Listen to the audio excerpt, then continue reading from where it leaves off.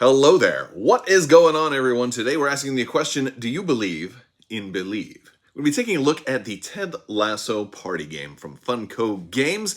This game is ages 10 and up. It plays 2 to 6 players, and it has a cooperative, feel-good nature about it. If you're a fan of the Ted Lasso show, which I absolutely am, you probably going to be very familiar with this game. We're going to take a look at this game, show you how it plays, and I'll bring you my final thoughts. If you like what you see here, do a lot of tabletop board games, Star Wars, Star Trek, a lot of sci-fi stuff as well. I'd love to have you stick around. Click that subscribe button, like the video, share the video. It really does help me out.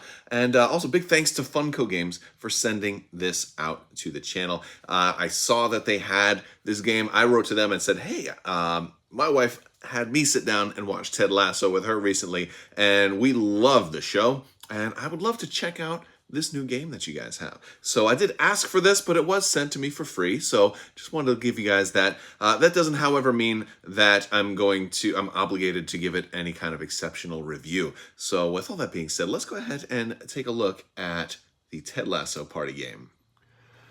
The Ted Lasso party game plays over 4 rounds, and this has got a cooperative effect to it. Each of the 4 rounds are going to be a timed 2-minute round, where players are working together trying to play as fast as they can, trying to solve problems from different characters and score points by solving those problems. You're going to see all popular characters from the show. You have a big character deck here where you'll be dealing out different characters to different locations, such as Rebecca's office, Coach's office, the locker room, the training pitch, and the Crown and Anchor pub.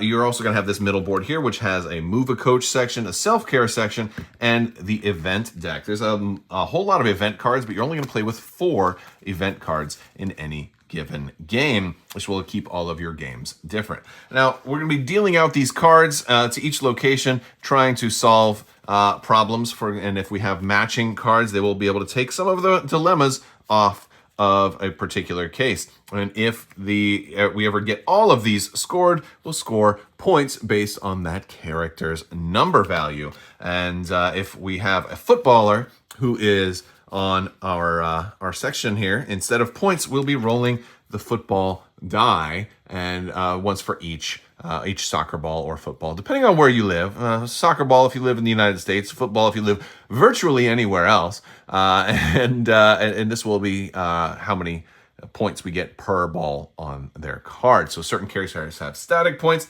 certain characters have a little bit random points. And another thing is the game box that factors into this pretty well. So when you take the game box apart, first off, you're going to notice the happy little believe symbol on the inside cover. All the components are going to be in this cardboard insert, but you're going to take this part and remove this from the box. You can keep it for easier storage later on, but I'm probably just going to throw it out because we have this beautiful pitch, or what I would have called a soccer field, but it's called the pitch, right? We've got the arena and the stadium and all of that stuff painted on the inside of the box. Now, this is designed to be a place where you can roll your dice, and we got a 1. Oh, that was only worth 1 point. Typically, it seems like 2 is the average on this, though.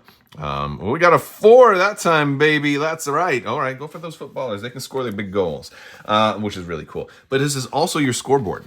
Because points are cumulative here. So you have your fancy little tracker here, which can also score along the outside of the box or on the inside.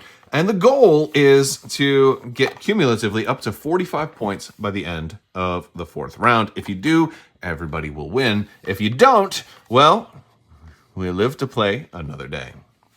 So at the beginning of a round, we'll set a 2-minute timer. And before we start it, we'll have all of our cards divided equally among all the players, and we can talk about how we want to play our turns. Basically, it's going to start in player order, starting with whoever you want to be the first player. They will lay down I'll show you my cards right now, but you basically lay down all the cards of a color, and that's your turn, and you're going to pick where they go. And you can only assign these to different characters at locations if one of the coaches is there with them. So you have Coach Beard here, and you have Coach Lasso right here. And Coach Lasso starts in the coach's office. Coach Beard starts on the training pitch. Now, you can also play a card to move a coach, and that will move a coach to any other given location. But this is where the cooperative aspect kicks in, because maybe if the next player wanted to play a whole bunch of cards to Keely here, but if I move the coach to Rebecca's office, now all of a sudden they have to lose a card in order to play a card to Keely.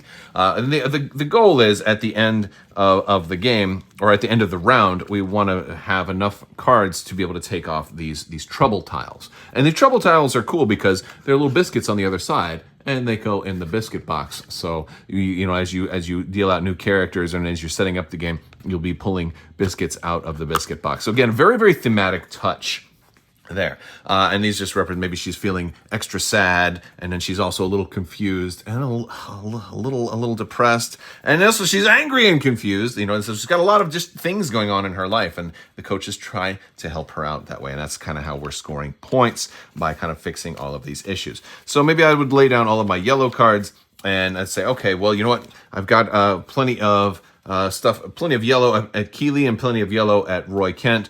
Maybe I'm not going to move a coach. Maybe I'm just going to play. I'm going to play 2 cards there, and I'm going to play 1 up here, and then I'll let the next player go. And then they'll lay down all the cards in their hand, and so on and so forth. You can also put cards in self-care, which you can just do any cards that maybe don't fit somewhere. Like maybe we got all the yellows taken care of, and I've got some yellows I don't need. I can put them down in self-care. And at the end of the round, once their 2 minutes is up, any cards that didn't get played aren't going to, you know, basically lost. And if we have at least 5 or more cards, and if we have at least 5 cards in self-care, we can get rid of 5 cards in self-care, put them back into the deck, and those can remove any 1 tile from somebody. If we get all the tiles off, we're going to score points for any character that we got all the tiles off of.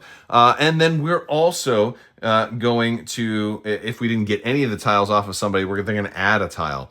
And if we get too many tiles on them, they're going to start losing a point, and then you don't add another tile after that. So we got to be trying to get at least a little bit of work done on somebody each round. And certain characters like Sam Obisanya here have only 2 tiles, so he's pretty easy to score. And also, characters have some kind of special thing, like inspirational speeches for Sam are wild, so they can. Purple cards are really good here because they can work for anything. So you've got maybe you got 2 purple already, but then you need a blue and a yellow. Well, maybe you just play 4 purple here and make them take care of everything.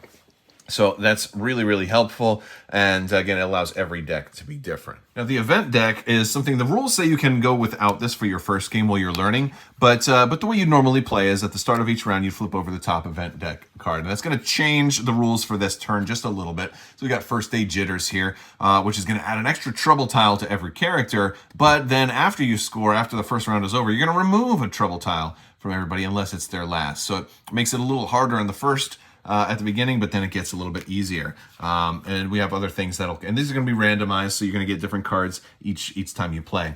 And this one, Coach Beard had a date night, and so you're going to lay down his, so instead of him being on his location, he's going to lay down, and he's not going to be able to move that time. So that's going to make it harder to score lots of extra people. So these are just ways to add an extra challenge. You got a family visit, and then Coach Lasso can't move this round. And let's see what else we've got here. Elaborate set piece. You may play coaching cards to this event. So this is going to be your yellow cards. You can play them here and score a point for each one, which is pretty cool. So they're not all necessarily bad.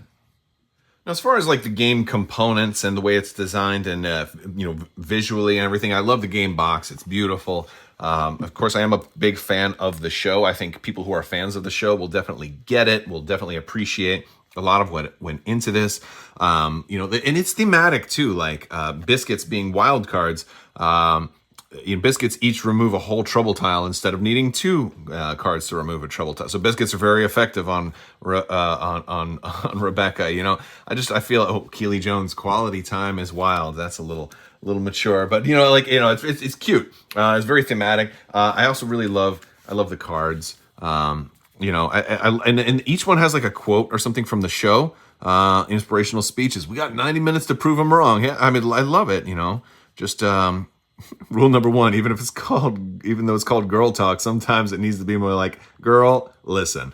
Just really cute things. So I think it's a really good thing that the game has going for it, and every card has a different quote on it. So it's just really cool from that aspect, and that it's just delightful and refreshing, kind of like the show. I feel like they did a good job to capture the essence of the show with the belief cards and all the quotes that are on here. So, that's a lot of the good stuff. Plus, the components are good. I also really like the biscuit box. As for things that I don't like, it's a cooperative game. Not always my favorite thing, but since it's labeled as a party game, it's not really meant to be a hard-hitting, deep, complex, serious, head-to-head two-player die-hard game. This is more of a light and fluffy game.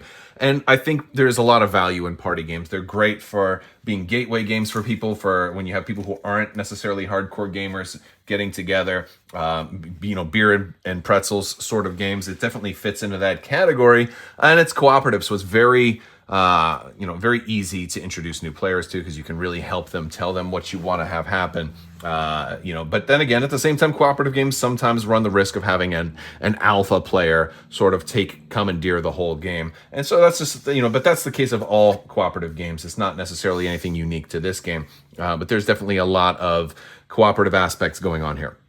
So again, that's both a pro and a con, but it was what I expected from a party game, so it's not necessarily a bad thing for this game.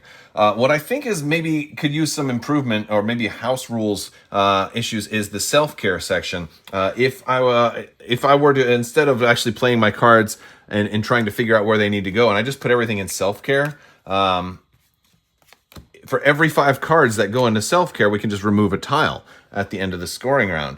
And what I don't, during the scoring round, we can, so basically, instead of 2 cards that match taking off a tile, I can spend 5 cards that I put in self-care. The problem is, if everybody does that, we can easily be done in less than 2 minutes, and easily, if you need 45 points over the course of 4 rounds, you can easily score 10 to 15 points on just getting rid of like 3 tiles, through self-care. And if you just have everybody put all their cards in self-care, you're guaranteed to win, or virtually guaranteed to win.